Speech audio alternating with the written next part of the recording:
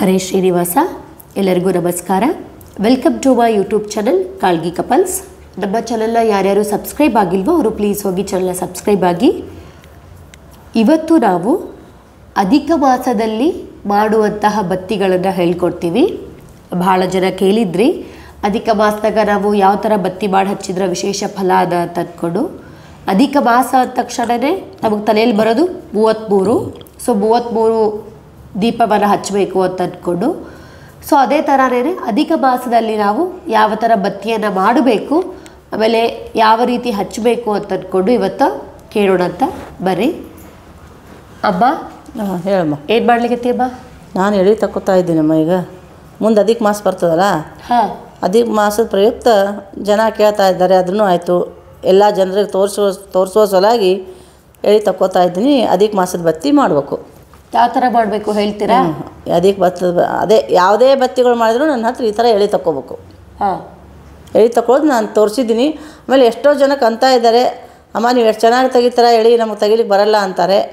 Try ಮಾಡಿ, ಮನುಷ್ಯನಿಗೆ ಇದು ಆಗಿದ್ದು ಯಾವುದೂ ಅಲ್ಲ, ತಕ್ಕೊಂಡು ಹಚ್ಚಿರಿ, ದೇವರೆಲ್ಲ ಒಳ್ಳೇದು ಮಾಡ್ತಾನೆ. ಈಗ ಈ ಥರ ಎಳಿ ತಗೊಳ್ಳಿ. ಈ ಥರ ಎಳಿ ತಗೊಂಡು ಇದೇನಿರ್ತಲ್ಲ ಎಳಿ, ಇವನು 33 ಮಾಡ್ಕೋಬೇಕು. ಇವನ್ನ ಕುಸುರು 1 2 3 4 5 6 7 8 9 10 11. ಈ ಒಬ್ಬೊಬ್ಬರಿಗೆ 33 ಕೈಯಲ್ಲಿ ಹಿಡಿಲಿಕ್ಕೆ ಆಗ್ತಿರಂಗಿಲ್ಲ. ಹಾಂ, ಅವ್ರು ಏನು ಮಾಡ್ಬೇಕು, 11 ಅಡಿ ಹಿಂಗೆ, ಹಾಂ, ಇನ್ನೊಂದು 11 ನಂತರ 3 ಮಾಡ್ಕೊರಿ. 11 ಮೂರಲೆ 33. ಇದು 1. ಅಂದರೆ ಎಲ್ಲ ಅನುಕೂಲ, ನಿಮ್ಗೆ ಹೆಂಗೆ ಅನುಕೂಲ ಆಗುತ್ತೆ ಹಂಗೆ ಮಾಡ್ಕೊಳ್ಳಿ. ಬರೋರು ಫುಲ್ ಅಷ್ಟು 33 ಕೈಯಲ್ಲಿ ಮಾಡ್ಕೋಬೋದು. ಅಥವಾ ಇಲ್ಲ ನಮಗೆ ಅದು ಭಾಳ ದಪ್ಪ ಆಗ್ತದೆ ಅನ್ನೋರು 11ರಂತೆ 3 ಗುಂಪುಗಳನ್ನು ಮಾಡಿಕೊಂಡು ಆಮೇಲೆ ಅದಷ್ಟು ಸೇರಿ ತಿರುವುದು. 7 8 9 10. ಇದನ್ನು ಆ್ಯಕ್ಚುಲಿ ದಿನಕ್ಕೆ ಒಂದಾದರೂ ಹಚ್ಬೋದು. ಹಾಂ, ಆದರೆ ದಿನಕ್ಕೆ 2 ಹಚ್ಚಿದ್ರೆ ಭಾಳ ಶ್ರೇಷ್ಠ. ಹಾಂ, ಎರಡು ನೀಲಂಜನದಲ್ಲಿ ನಾವು ಬತ್ತಿ ಹಾಕ್ಕೊಂಡು ಆರತಿ ಮಾಡಿ ದೇವ್ರಿಗೆ ಸಮರ್ಪಣೆ ಮಾಡಿದ್ರೆ ಭಾಳ ಫಲ ಅದ. ಇಲ್ಲ ಅಂದರೆ ದಿನಕ್ಕೆ ಒಂದರೆ ನೀವು ಹಚ್ಬೇಕು ಇದನ್ನು ದೇವ್ರಿಗೆ ಮಾಡಿ. ಅಂದರೆ ಅಧಿಕ ಮಾಸದೊಳಗೆ 33 ಅದು ತಟ್ಟಿ ಬರ್ತದಲ್ಲ, ಅದಕ್ಕೂ 33 ತಟ್ಟಿಗೆ ನಾವು ಹೂ ಬತ್ತಿನ ಇಟ್ಟು ಹಚ್ಚುತ್ತೀವಿ 2-2ರಂತೆ. ಅದು ಆದವರು ಅದು ಹಚ್ಚಿದ್ರೆ ಅಕಸ್ಮಾತ್ ಅದ್ರ ಬದಲು ನಾವು 33 ಕುಸುರುಗಳಿಂದ ಮಾಡಿರುವಂತಹ 2 ದೀಪವನ್ನು ಹಚ್ಚಿದ್ರೂ ಬರ್ತದೆ. 9 10 11. ಇದೇನಾಯ್ತು ಈಗ? 11 ಮೂರಲೆ 33. ಅದು 3 ಓದೋ ಸರಿ ತೋರಿಸ್ಬಿಡು. 3 ಓದತ್. ಹಾಂ, ಇದೊಂದು ಇವು 3 ಮಾಡ್ಕೊಂಡ್ರೆ ನಿಮ್ಗೆ ಏನಾಗ್ತಾ ಇದು 33. 11 ಮೂರಲೆ 33.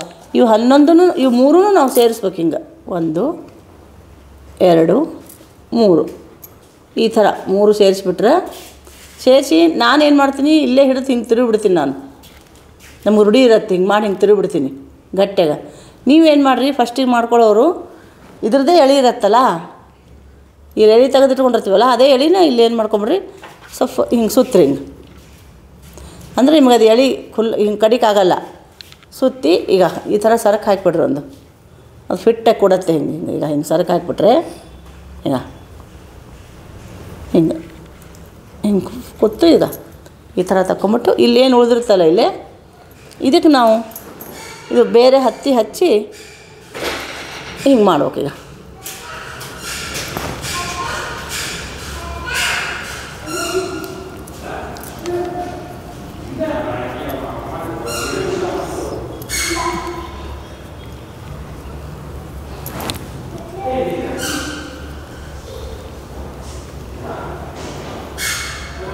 ಜೋರಾಗಿ ತಿರುಗಬೇಕು, ಯಾಕಂದ್ರೆ 33 ಎಳೆ ಇದು ಕೂತಿರ್ತಲ್ಲ ಅದು.